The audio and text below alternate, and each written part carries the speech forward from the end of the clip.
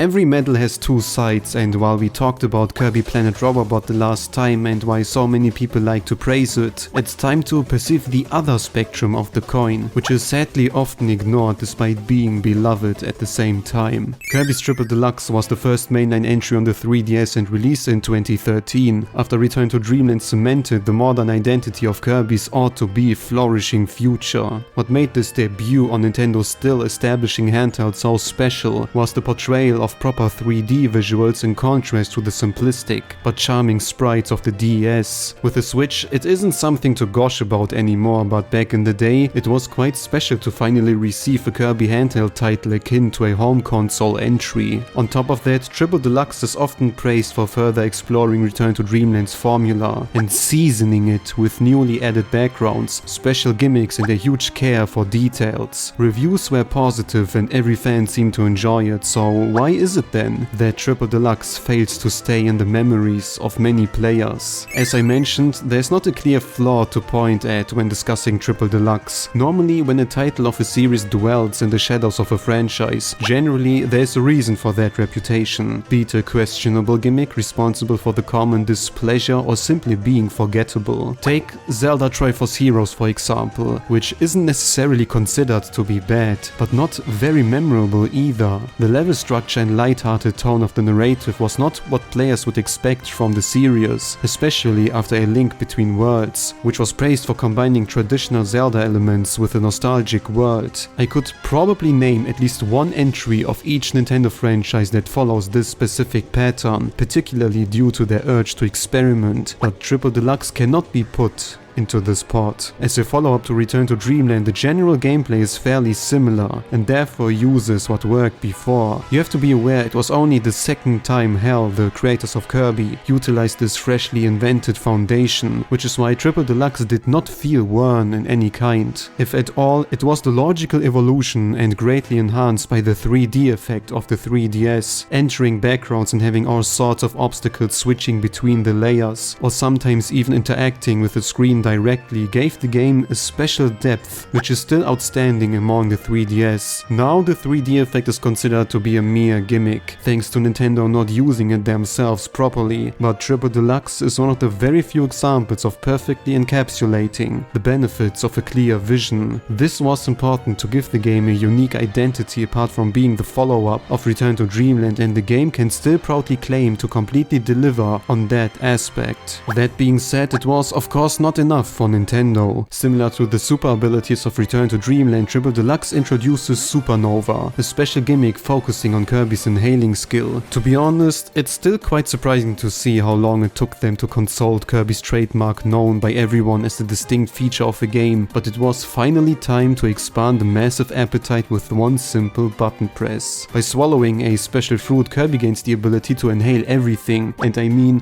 absolutely everything. It doesn't matter how big, chunky or hard an object/enemy might be, Kirby will be able to inhale it. Initially, this exaggeration of Kirby's special skill leads to a question of how they would enhance the gameplay in a meaningful way, because there's not a flexibility or varied moveset in execution. Supernova mainly focuses on puzzle-solving scenarios and the occasional fight. Staying true to the nature of the franchise, those riddles obviously remain as easy as the rest of the game, but it's still a pleasant gameplay shift from the destructive nature of the super abilities. One thing, however, that is quite different in comparison is how Supernova is implemented. Unlike the super abilities, you are forced to interact with Triple Deluxe gimmick and cannot walk right past it. Admittedly, Supernova doesn't appear in every level and is briefly to use, but can become stale after some while. The puzzles don't evolve beyond the initial premise, and the only highlight are those small fights you occasionally encounter. The best moment of Supernova takes place during the final, where it's basically one interactive cutscene, but all the more bombastic after all. Completely eviscerating Sectonia and dominating her most powerful form is rather cathartic after all the struggle, and only emphasizes the power behind endless gluttony. Supernova might not be as memorable as the super abilities or the robot armor suit, but serves its purpose rightfully so and was worth to experiment with at least once. The arguably best improvement over Return to Dreamland are the boss fights, the maybe most underappreciated aspect of Triple Deluxe. Despite the fact the predecessor showed signs of potential but didn't completely commit to that, Triple Deluxe enhances this foundation by incorporating the background in overall staging. Flowery Woods is the prime example of that concept and immediately surprises the player by jumping to the background after the battle started fairly traditional. While the fight goes on, it seems like there's no end of unique attacks, and I can still remember how impressed I was after expecting yet another average wispy clash. Naturally, this standard continues throughout the game, with one of the best boss fights in the entire series and probably the finest in the modern 2D Kirby area.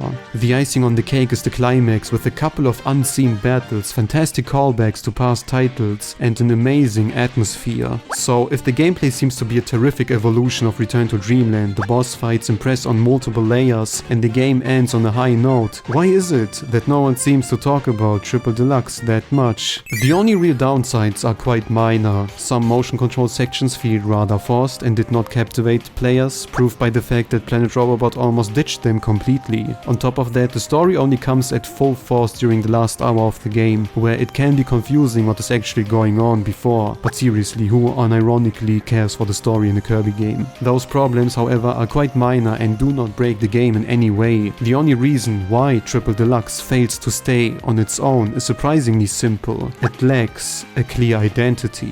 Whenever there's a follow-up, especially after a beloved title, it will be compared to its predecessor in every way. How's the gameplay evolving? Does it look visually distinct enough? What is the actual character of the game? It's only natural to borrow most of the assets and overall stylistic visuals because it's simply economical to do so, but then you face the problem of uniqueness. A fitting current example is Tears of the Kingdom, which has to face comments like glorified DLC due to appearing almost too similar to Breath of the Wild. The most easy way to evade this issue is placing the game in a notable setting to distinguish the tone despite sharing the same graphics. Majora's Mask or Tropical Freeze look almost identical to their predecessors and still carry on a distinct charm, making them stand on their own legs. At first it seems like Triple Deluxe is following this path by being placed in the sky with all sorts of whimsical places. But this is only true to some extent, as the setting might be different from Return to Dreamland, but not for the franchise. You could name a few examples like The Last World or Horror Houses, but as a whole, Triple Deluxe simply doesn't feel exceptional enough in its presentation. Planet Robobot recognizes this problem, especially after being the third follow-up, and industrialized the whole world, hence feeling extremely extraordinary. It might be shallow, but it's simply the truth. Graphics can make or break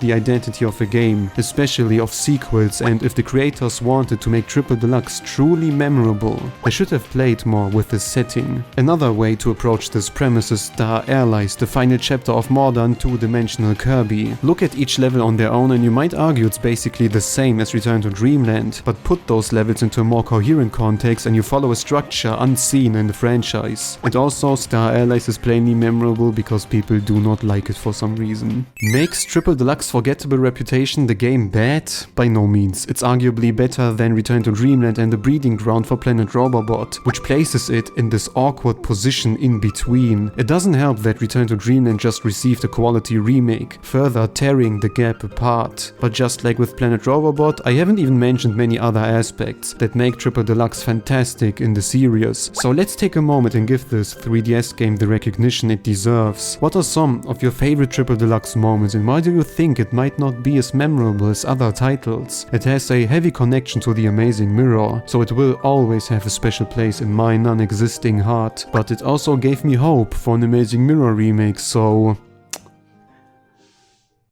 You Triple Deluxe.